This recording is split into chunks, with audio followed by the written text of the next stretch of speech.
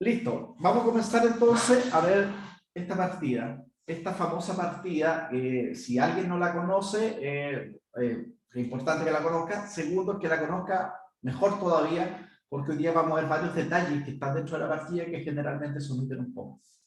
Esta partida la jugó Nigel Short, ¿cierto?, contra Jan Timman, dos jugadores que tienen una fama ya más que reconocida. Por varios motivos, prácticamente Nigel Short debe ser como el mejor jugador, ¿cierto?, inglés en lo que respecta a la época de ya del 90.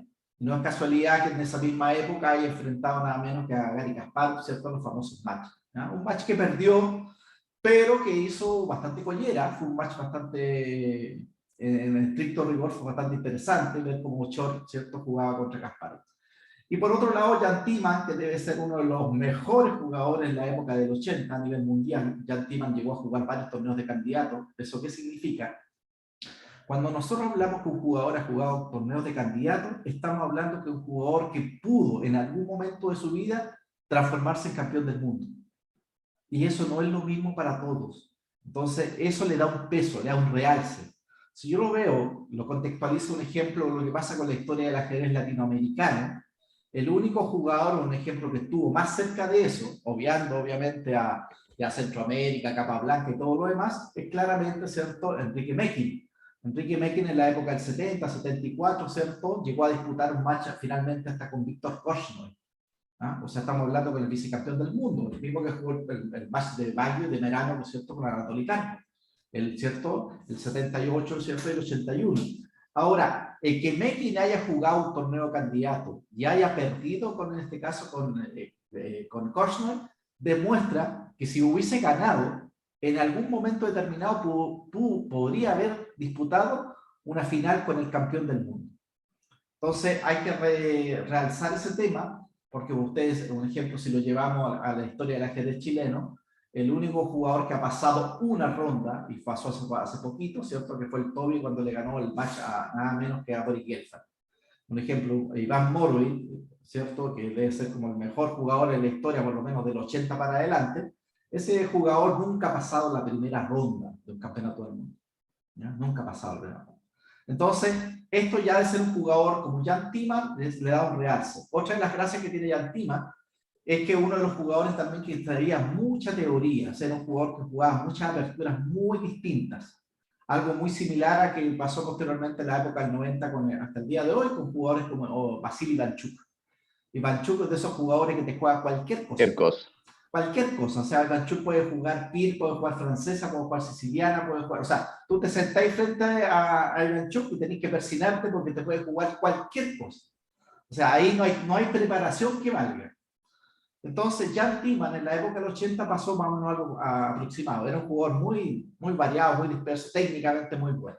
Esta partida se jugó en Tilburg en el año 91. Ahora, vamos a hacer el análisis general de las posiciones. Lo que tenemos que acostumbrarnos siempre es hacer un análisis general. El primer análisis determinante. Súper importante porque si la valoración está mal, todo lo que viene posteriormente está mal.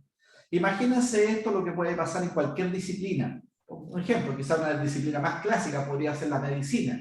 Si yo voy a un doctor y el doctor me hace un análisis mal, lo más probable es que todo lo que venga de para adelante termine mal.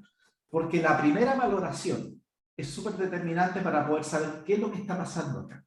Ahora, aquí en blanca está Nigel Short, negra está Jan Timman, como dice acá en la pestañita de entrenamiento, dice 1 punto. Eso significa que mueven las blancas. Vamos a hacer un análisis material y vamos a comenzar. Empezamos. 3, 4, 5, 6, 7, 3, 6, 7. 7 peones, tenemos 2 torres, ¿cierto? Alfil contra caballo, listo. Listo. Materialmente tenemos una igualdad de material. Ok, eso yo lo hago prácticamente en una fracción de segundo. Primer análisis material. Comenzamos entonces y vamos a hacer un análisis posicional de este diagrama específico. Lo que les comentaba era lo siguiente, que aprovechemos que hay pocas personas en el grupo y podemos, entre comillas, poder hablar un poquito, los que pueden hablar, ¿ya? Si hubiera mucha gente, ya sabemos que esta famosa retroalimentación sería casi imposible. Así que vamos a gastar unos 2-3 minutos, cada uno haga un análisis posicional y después, posteriormente, las personas que deseen hablar, lo hacemos y nos vamos complementando y vamos viendo si este análisis, este diagnóstico inicial que estamos haciendo, primero, es certero, si andamos más o menos cerca, más o menos de lo que está pasando, y si andamos muy perdidos, que está bien, que es totalmente factible, bienvenido sea. Nos va a servir como evaluación porque nos vamos a dar cuenta que el análisis que hicimos totalmente errado. ¿Ya? Así que gastamos 2 minutitos en esto y cada uno tome la posición y empiece a analizar posicionalmente. 1. Identifiquen debilidades. Si no hay debilidades, no le puedo pegar a nada. Necesito identificar debilidades, necesito identificar planes, necesito identificar posibles movimientos, posibles ataques. Listo, ocupemos 2 minutos en esto entonces. Ya, vamos a empezar entonces y vamos a ir revisando a poquitito algunos temas para que ustedes vayan viendo. Miren, primero, existe solamente una columna abierta. Esa columna abierta son dueños las blancas. Eso es súper importante, porque por eso nosotros cuando hablamos, repetimos muchas veces, una u otra vez decimos hacer hincapié. El dominio de una columna abierta es tan determinante en el ajedrez porque me permite en un momento determinado, cierto específico, poder tomar decisiones con respecto a la columna. Un ejemplo, entrar en la séptima fila, cambiar pieza, activar las piezas. Si nos damos cuenta, las dos torres blancas, dueñas de la columna D, más la dama en F6 que controla D8, exigen inmediatamente que las dos torres estén totalmente pasivas. Esta torre de F8 está defendiendo F7 y la torre de 8, la verdad que no tiene mucho que hacer, que prácticamente pasar, no hay mucho que hacer. Tenemos una estructura de peones, las negras tienen mejor estructura de peones en el flanco de dama, pero eso tiene injerencia o no. Tiene injerencia de acuerdo al carácter de la posición. Si la posición de las blancas no fuera dinámica, esto sería obviamente un problemita para el futuro, que sería el peón de A4, C4 y C2. Ahora, como el análisis de la posición blanca apunta a un tema dinámico, pasan a segundo plano todas las pequeñeces que tengan que ver con de corte posicional. O sea, observen eso. Es como que yo estoy atacando al flanco del rey de mi rival y me voy a preocupar que el peón de A2 está débil. Es decir, ¿qué me importa A2? Si yo le doy mate adelante, me da lo mismo que yo tengo un peón doblado, un peón aislado, todo lo demás. Entonces, eso es súper importante entender. Que desde el punto de vista de las blancas, están pensando, obviamente, la mayoría de las piezas blancas, dama, dos torres y caballo, están apuntando del centro hacia el flanco del rey. Nadie está apuntando al flanco de dama. No me interesa, de hecho, el flanco de dama. Ahora, otra cosa importante, aparte de la columna D, tengo una dama muy bien ubicada en F6, que prácticamente controla todo. Una de las formas más clásicas para poder sacarse una presión es cambiar piezas. Y ustedes se dan cuenta que en esta posición específica no hay forma de cambiar piezas de forma directa.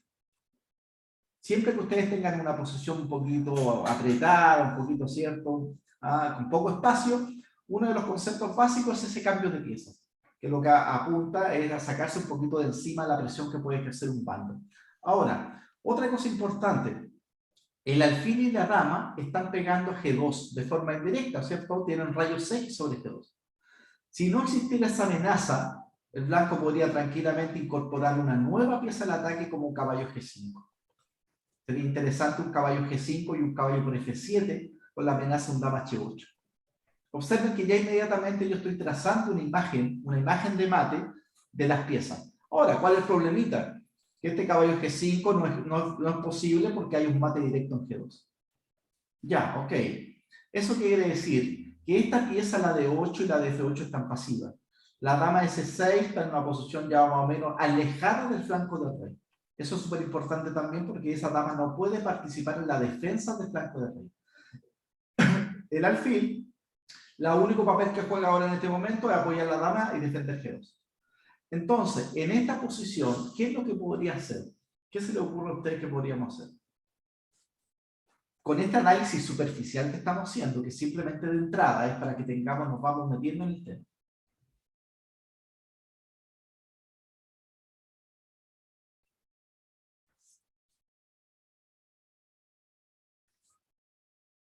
Uno de los conceptos, vamos, dime, dale. Sí, para empezar, bueno, cuando veo esta posición del rey negro, ese famoso hold de G7, ¿ya? yo me imagino como una imagen de mate en los finales entre dama, rey versus rey solo.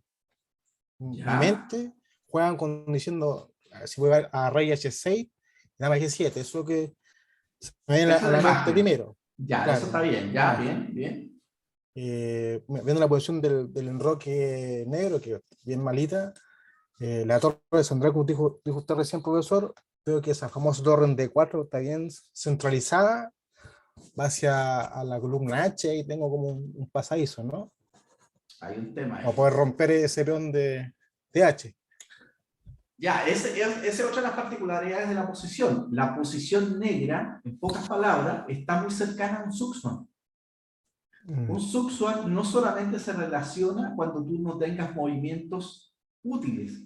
Un subswap también tiene que ver mucho con la pasividad. Ahora, yo sé que en este momento él puede mover la dama, puede mover la dama C5, a C6, mover la dama a 4 quizás no sea tan recomendable porque le van a comer en C7 y se le están doblando con la otra torre en la séptima fila, con la amenaza de tomar en P7 y comer en F7. Y mover la dama a 4 también permite que saque, ¿cierto?, que el caballo ya no tiene que la amenaza sobre G2. Pero una de las características de esta posición, y por eso es tan llamativa esta posición, por eso posteriormente esta partida se conoció como el famoso rey de Chor, ¿ya? Famoso rey de Chor. Es eso, apunta un poquito a esto. Hay un libro, maravilloso libro, ¿cierto? El libro de entrenamiento de elite que hizo, ¿cierto?, Gorecki con Yusupov, ¿cierto? Con su Yusupov. alumno, ¿sí? Con Arthur Yusupov. Yusupov, ¿cierto? Que es un gran maestro alemán que trabajó mucho tiempo, fue alumno de Gorecki, y él le ayudó prácticamente en una cadena que tuvieron. Publicaron varios libros juntos, y uno de los libros más clásicos son Entrenamiento de Elite, el volumen 1 y el volumen 2. En uno de esos libros aparece un artículo de Marc Gorecki sobre este mismo tema. Y de hecho estas partidas están, muchas de ellas, las más conocidas, muchas de ellas están en ese artículo, que está dentro del libro. Ahora, observa lo siguiente, la primera debilidad queda de manifiesto. ¿Cuál es la primera debilidad de las negras entonces? ¿Qué me podría determinar cuál es la primera debilidad de las negras como debilidad? Porque para poder generar una segunda debilidad tengo que tener clarito cuál es la primera, si no hay que partir, ¿cierto? Hay que partir con el primer paso primero, ¿cierto? ¿Cuál es? Identificar la primera debilidad. Yo acá puedo hacer el siguiente trabajo, más o menos de análisis posicional, y decir, la primera debilidad de las negras tiene que ver primero con la pasividad de las piezas, con el poco contrajuego que posee y generalmente la pasividad. Las debilidades generalmente nosotros las asociamos a peones, decimos, hay un peón débil, un peón doblado, un peón retrasado, pero muchas veces quedamos un poquito cortos con ese análisis porque debilidades también son inseguridad del rey, casillas débiles, mala coordinación de piezas, muchas veces las piezas que estén alejadas del rey. Hay muchos factores que podríamos ir marcando, una especie así como un checkbox, para poder ir diciendo de cierta manera que presentan muchas debilidades.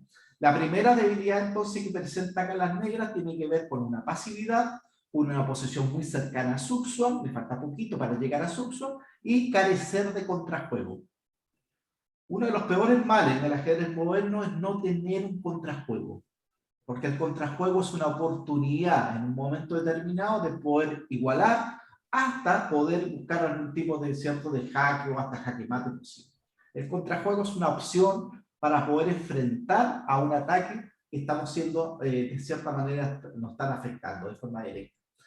Entonces, como ya identificamos la primera debilidad, tenemos que ahora generar la segunda debilidad. ¿Cuál sería la segunda debilidad? Siempre que hablamos de segunda debilidad, obviamente nos acordamos de Petrosian, porque Petrosian es casi un obligado en este tema. Las partidas de Petrosian quizás son una de las más características en este tema, la generación de la primera debilidad, posteriormente la generación de la segunda debilidad. Siempre que hablamos de una generación de la segunda debilidad, casi siempre se va a realizar en un flanco opuesto a la primera debilidad.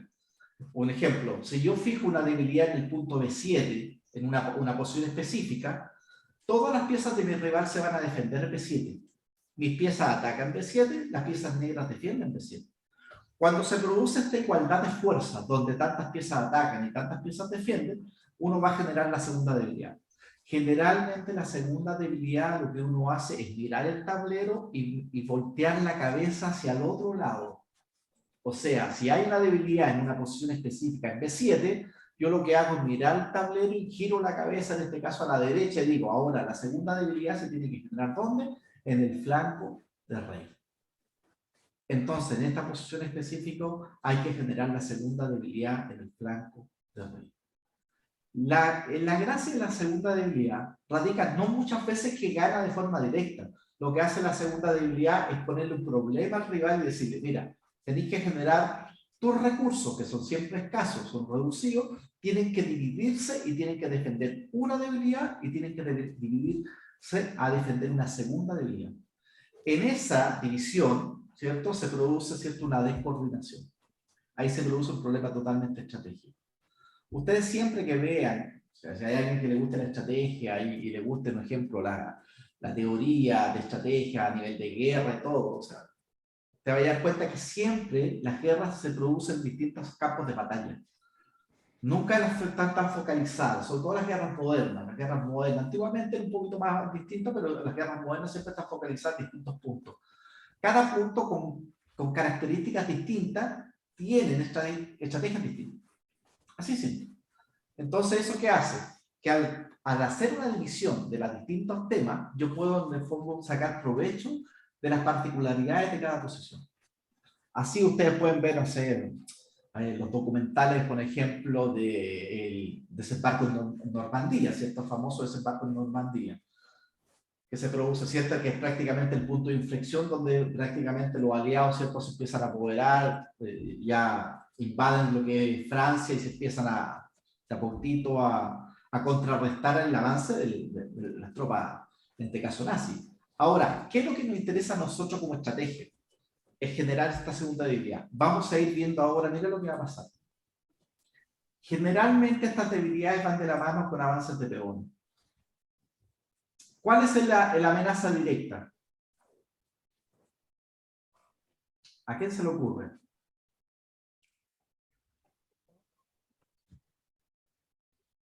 H6. H5, H6, mate. Qué simple. H5, H6, mate. Como el negro tiene una posición totalmente pasiva, prácticamente se da cuenta, o sea, Timan se empieza a dar cuenta que está perdido. Que increíblemente le están haciendo el H5, H6 casi de forma obligada. Entonces ahora, vamos a empezar a Oliver. ¿Qué pasa si juego dama A4? ¿A quién se le ocurre algo?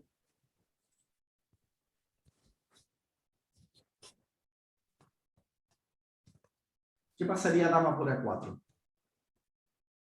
Si yo hago H4, tengo que calcular todos los movimientos de las negras, por lo menos partiendo de la premisa jaque captura movimiento.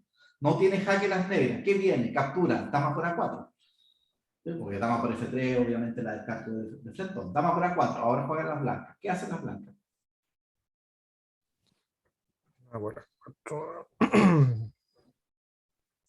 H5. H5 Vamos es a romper ¿ya? ¿Ya esa H5? casita de enroque. H5. Dígame. ¿Sí? Ya, y H5, ya, ¿qué pasa si te juego G por H5? G por H5. Aquí viene. Tienes que ver, ¿por qué? ¿Qué pasa? O sea, yo no puedo permitir que me hagan H6 porque la partida se acabó. Sí, exacto. Dijo G por H5.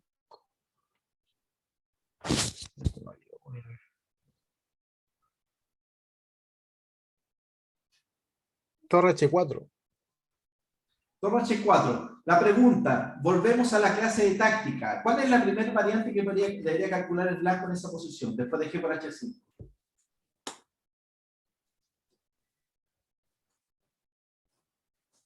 Porque observen lo que pasa. Mario, ¿cierto? Mario es el que está dando torre H4, ¿cierto? Sí. Si Mario da torre H4, yo asumo que Mario calculó todos los jaques. Ahora nosotros que estamos con Mario aquí, que somos gente honesta, le vamos a preguntar, Mario, ¿tú calculaste todos los jaques? No. Ya, listo. Entonces Mario, inmediatamente nos damos cuenta que hay un problema grave. Te estáis saltando etapas del juego. Ya. Estas clases, cuando nosotros vemos táctica, no significa que nos ponemos con la cabeza el traje de táctica. Siempre tenemos el traje de táctica. Siempre la forma de calcular siempre la tenemos. Cuando veamos táctica, hablamos de táctica. Cuando hablamos de estrategia, hablamos de estrategia. Porque la táctica emana de una estrategia superior, ese fecha. O sea, si yo hago G por G, tú vas a H5 y hago G por H5, tengo que calcular. Primero, dama G7, dama H8, dama por F7, dama G5. Calculo eso. Entonces digo, ya, dama G7 me lo come, no sirve, dama H8 me lo comen, dama por F7 no me sirve, dama G5, rey H8. Ya, dama F6, rey G8, vuelvo a la misma posición. ¿Conseguí algo? No. Ok, después que calculé los jaques con dama, ¿qué viene?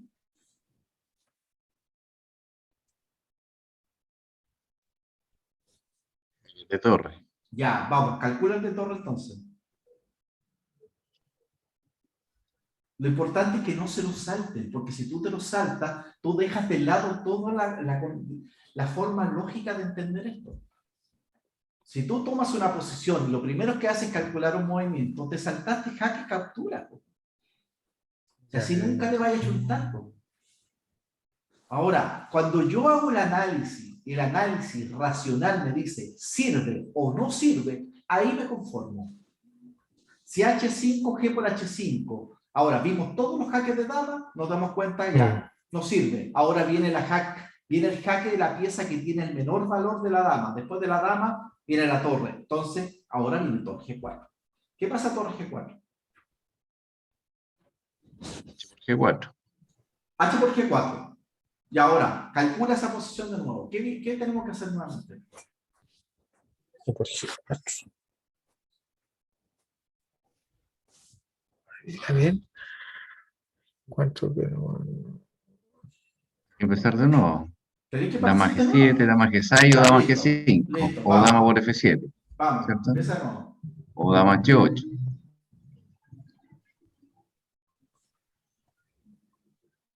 Donde ninguna da nada. Ya, cuando todos esos jaques de dama no dan nada, me voy a otra captura. Tengo otra captura que valga la pena. Yo podría decir, torre por C7, torre por C7, G por F3, o afín por F3.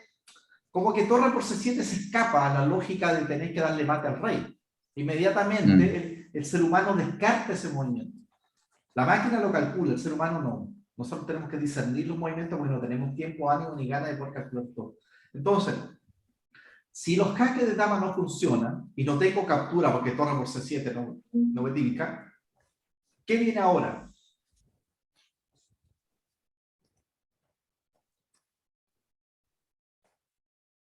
Ahora tiene que venir un movimiento. Porque ya acabo de calcular jaque, captura y ahora viene movimiento. Ahora, un movimiento con dama, quizá, si dama H6, dama H6, dama H6, dama por D7, caballo G5, F6, y aparentemente se me están acabando los mates porque el dama H7 ya está defendido por la dama D7. También está latente que, por ejemplo, dama H6, dama por D7, sí, no, también puede ser. ¿No? Caballo G5, F6, listo, está defendido H7.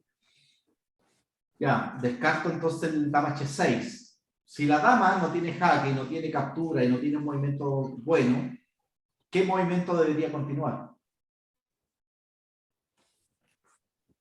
¿Qué movimientos que vayan de acuerdo al papel de lo que estamos haciendo? El blanco quiere dar mate. Necesito que las piezas estén en la disposición de dar mate.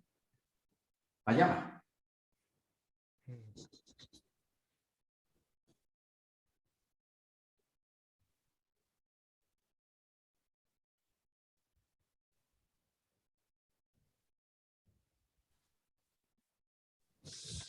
Observen para que las personas que puedan estar un poquito perdidas se fueran. Si vamos a ver algunas cositas acá. Si dama A4, un ejemplo, estamos viendo H5, que esto va a ser una transposición de lo que viene acá. Esto y ahora acá. Estamos viendo esto y esto. Ahora, ¿qué hacen las blancas acá? ¿Qué pasa si la torre que está en D7, mágicamente yo la tomo con una varita mágica y la pongo en G5? O en G4, o en G3. ¿Qué pasaría ahí? Queda, claro, queda como, ya entrando en la torre ya, es más, torre G5 es más. Es mate. Acostúmbrense a mirar las posiciones mágicamente, porque al fin y al cabo lo que yo necesito es buscar el objetivo final. Si la torre la llevo a meter en la columna G, les mate. Entonces, ahora, ¿qué pasa? Ahora, miren esta maravilla, que esto es una continuación de la que viene posteriormente, pero la misma idea. Buena. ¿Qué pasa si me come el caballo de peón? Torre Mate. G4. Mate. Esto es lo que yo imaginé del momento que hice el H4, porque yo cuando hago el H4 tengo que calcular el dama por A4, y al H5 el G por H5. Ahora, ¿qué pasa si acá, en este caso, me hace H5? ¿Cómo gano ahí? 5. A defender G4.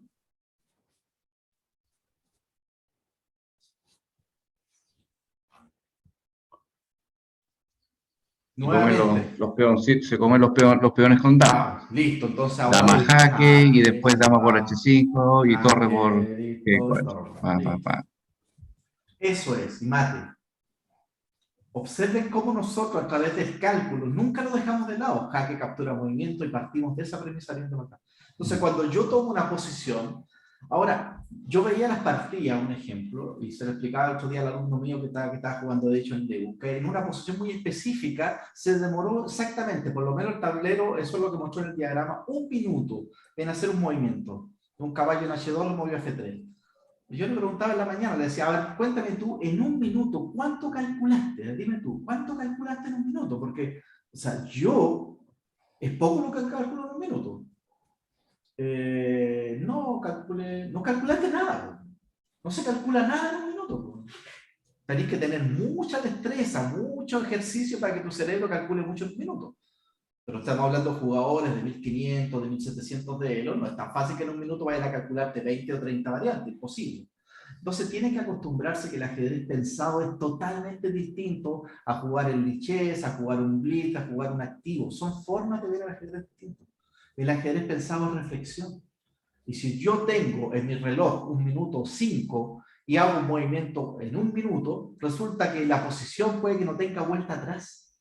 Y me queda 1 minuto, 1 hora, 04 dando la hora porque acabo de hacer un movimiento malo. Es reflexión. Entonces, volvamos acá.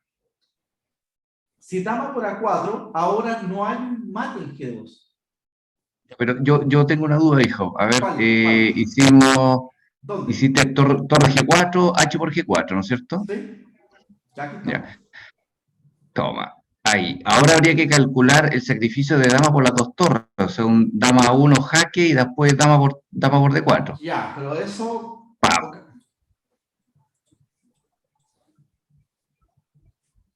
Para tratar de ahora yo le empiezo a pegar con las torres. Pero, ¿tú crees que tenga algún tipo de chance? Es cierto que estoy mal, pero... Sí, está ahí mal. no, sí está claro que estoy mal, Mira, mira esto, mira. ¿a quién le toca? A las negras. Un torre, sí. ¿Cómo me saco eso? Claro, en 4, 1, 2, 3, 4. O sea, o me voy a G3, H5, G7, no sé. No, si yo sé que Short lo calculó. Sí, no, esta posición está perdida, o sea, porque el rey negro tiene tantas debilidades que no aguanta, no alcanza. Ya, pero Hay- torre de 8, caballo de 2, torre de 2. ¿Quién juega ahí? ¿El negro, profe? Sí, aquí estamos Ya, viendo esto. torre de 2. Amenazo caballo G1. Ah, que me cambiaste la ruta, ¿viste que soy canalla? Pero obvio, pues sí. Profe, y se retrocede la torre. ¿A dónde? ¿A dónde? Para atrás, para atrás, para atrás. Aquí estamos aquí. Pues. Ahí, Estamos en ahora esta juega el negro, posición. ¿no es cierto? Sí, Juega el negro, ¿no es cierto? sí. No, para atrás, no, para adelante, cuando hace el cambio de dama. Acá. Aquí. Ahí, ahora juega el negro, ¿no es cierto? Sí. Alfil E4 para jugar alfil G6, ¿no sirve? Así meto el caballo en H5. Ahorita el caballo 5, ya, listo. Y ahora, por ejemplo, acá. Acá. O sea, el negro está malo, pero para resistir un poquito, ¿sabes? Sí, tú lo has dicho, para resistir un poquito, sí, resistir. Yo creo que posicionalmente la partida está perdida igual. Ahora jaque, te va ahí, única acá y ahora acá, por ejemplo. Ahora, ¿cuánto más vaya a resistir? No sé, quizás podría ser, pero habría que verlo, así que se puede aguantar un poquito Sí, más. como hizo usted ese camino del caballito hasta Sí, pues, no, H5. sí. Tiene sentido lo que tú estás diciendo. Pero como No, te pero digo, claro, el el blanco está ganar. dama G5, alfil G6. Ah, Sí, no, pues. estaba pensando en Si otra cosa. debe fíjese, puede ser la defensa, pero sí, pero igual el es que blanco no es tan debe fácil ganar porque, millonado. mira, el problema es que si yo te hago el problema es que ya partiendo aquí ya... Sí, que estaba pensando justo en el caballito Claro, y... va a quedar muy cojinado el Sí, negro. ahí caballo 7, va a tener que entregar la torre, no sé. No, O sea, mejor abandona. No, y además que todavía está el plan original de la partida, que es el rey metido en H6. aparte, eso, sí, Sí, ese plan prácticamente está latente. sí, Es irrefutable, ese plan es maldito. sí. Por eso Tiene la las casillas libres partida, el rey. por eso yo les comentaba que la partida pasó de aquí para adelante. Nosotros cuando vimos esta partida en la época del 90, puta, No, nos acuerdo que alucinante. nos juntábamos en el Club Chile todos los sábados, y, puta, vivíamos todo el día en el Club Chile el sábado, todos los cabros. Y todos andábamos con el rey de short. Te voy a hacer el rey de short, porque esta partida pasó a ser tan llamativa que de ahí que uno Sí. quedó en el tema colectivo, andaba ese temita del rey de short. Pero veamos lo que pasa, porque vamos a verlo posteriormente. Pero el dama por A4, el blanco tiene una respuesta mucho más fuerte, que es caballo G5 directo. Porque ahora ya no existe un mate en G2. Ahora, desde el punto de vista estratégico, lo que hace es sumar una pieza al ataque. La amenaza es bastante simple. Caballo por F7 y mate en H8. Y no hay forma de sacarse el mate, porque ahora un ejemplo, si dama C6, simplemente F3 y se acabó el mate, y a la siguiente caballo por F7 y listo. Después de caballo por F7 tengo mate en H8, simplemente caballo H6 mate también es posible. Dama 1, torre de 1, dama A4 y simplemente caballo por F7 y nuevamente quedamos en la posición que estábamos analizando. Donde el blanco gana. Otra parte importante, alfil C8. Ya. ¿Qué hacemos ahora con alfil C8? ¿Qué se le ocurre? Dice 8. Me está comiendo la torre, ¿cierto? La torre de D7. Y la torre no puede volver a D5, a D6 y colocarse en D8. Se supone que el cambio de piezas no es favorable para las blancas, que es la que quieren atacar, ¿cierto? Ahora, cuando hace Chor H4, obviamente que tuvo que calcular dama por A4 y tiene que calcular alfil C8. Porque me están comiendo la torre luna. ¿Qué hago ahora?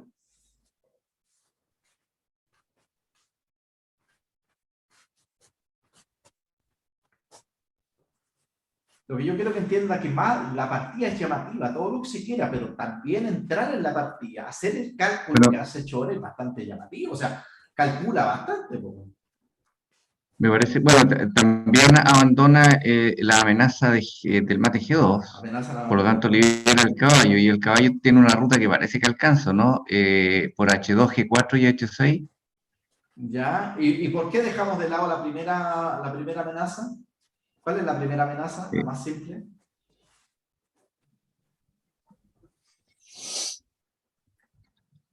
¿No era H5, H6 la amenaza directa? Sí, eso estaba hablando. ¿No? Es que igual H5, yo quiero jugar H5, no importa la torre, H6 y para la casa. ya, pues por eso Yo tengo podría entonces H5. Ya, H5, H5. H5, G por ¿Y H5. ahora qué hago? Me están comiendo la torre. G5, H por G5. G5, H por G5, H por G5, torre G4. Nuevamente torre G4, buena. Ya, Va pues a ya H por obligar que G4. cambie. HG4 y ahora nuevamente lo mismo. Torre E4, como dijo delante. Que es D4, D4, torre la D4. hermana. Listo. Ya, el mismo plano. El mismo plan, estamos aplicando el mismo mate, ¿cierto? En la columna G. Si H5 te Que como dijo lo delante. H y te como G más. Entonces ahí está la gracia, que esta alfil C8 fracasa por H5. Si, por ejemplo, si hace alfil D7, simplemente H6 de dimate, listo, se acabó. Si alfil C8 hago H5 y ahora simplemente tomo y ahora viene. Otra opción, un ejemplo H6, abandona directo un peón por peón, amenazo, ¿cierto? Simplemente torre por F7 y dama G7 mate. Ay, ay, ay. Ahora, si dama por, un ejemplo acá, ahora me meto un torre G4. Y no hay cómo sacarse el peón por peón y dama G7 mate. Y si peón por, torre por G6, mate también. ¿Ah? Porque tengo mate, torre por, rey H7, torre por, rey G8 y torre H8 mate. Entonces, alfil C8, me hago nuevamente G por H5, tomo y muy buena. ¿no? Esto había que verlo, eso es lo que yo quiero que entiendan, cómo el cálculo de Shor llega a este punto, porque yo no puedo hacer H4 y después, ¿qué pasa dama por A4? ¿Qué pasa al C8? Ah, no, que no lo alcancé a ver, no. Por eso un movimiento como ese H4 tiene que ser un movimiento de reflexión, tiene que haber cálculo ahí. No lo puedo hacer en un minuto ese H4. Tengo que calcular todos estos detalles, porque esto es lo que valida el H4. Ahora, tomo, buena. Y ahora lo mismo, si G por F3, mate. Y si H5, que es lo que estamos viendo, simplemente me como todos los peones y mato.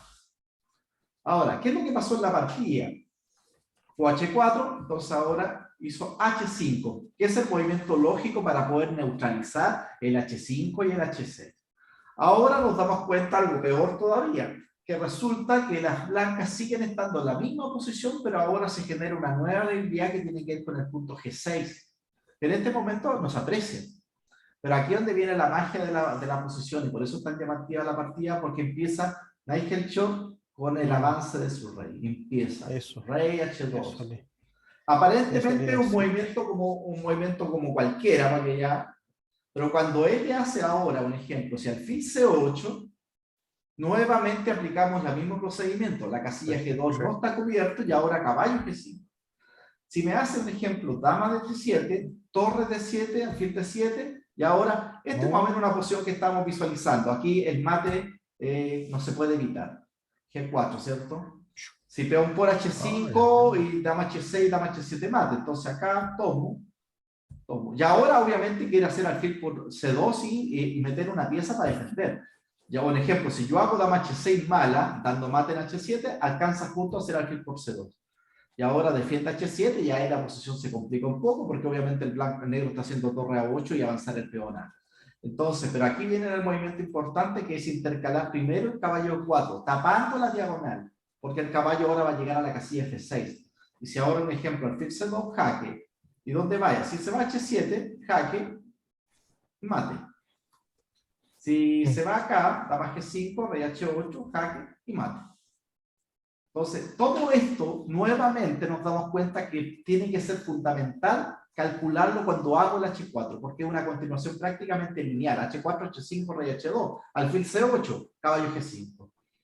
En la partida después del rey H2 hizo torre C8. ¿Qué es lo que está haciendo Tima? Pasar, porque se da cuenta que prácticamente no tiene otra opción que pasar. Y ahora, ¿qué es lo que hace él? Simplemente, aquí me faltó algo, parece. No, está bien. Estamos viendo alfil C8, algo me faltaba acá, es que alfil por D7 y ahora nuevamente G4, no se lo vaya a olvidar. Si HG4, nuevamente el H5. Si dama C5, nuevamente el H6 y ahí está una vez más el mate G7. Si H4, H5, tomo H5 acá y ahora no existe el dama de 4, no hay control de la casilla H7, mata. Si dama C5, torre por D7, acá simplemente y nuevamente caballo por F7. Mate con dama H8 a la siguiente. Ahora sí, rey H2, torre C8 hace una movida de espera Tima y ahora simplemente el rey de Shor sigue para el rey. Y ahora, totalmente sin poder hacer nada, de una impotencia increíble, Tima vuelve a mover la torre y le vuelven a meter el rey. Oh. Y ahora, ese momento para Timan tiene que haber sido, o sea, cuando le hicieron el rey G3, por ejemplo, porque ahí es donde queda el plan de manifiesto. Con el rey H2 todavía parece que los está ocultando, no sé, o algo. Pero con rey G3 ya no hay duda para dónde va. Ahora miren esto. Ahora le hace alfil C8 y rey G5. Y resulta que ahora no puedo sacarme el rey H6 mate G7 y para colmo no puedo hacer rey H7 porque ahora está la casilla G6. Y ahora me voy para acá, ¿cierto? Vuelvo, aquí puedo volver tranquilamente, ¿cierto? Puedo dar el jaque acá, acá y ahora el rey de Shor por el otro lado. E increíblemente el rey que partió acá, ¿cierto? Terminó viajando y apoyando el mate. Por eso esta partida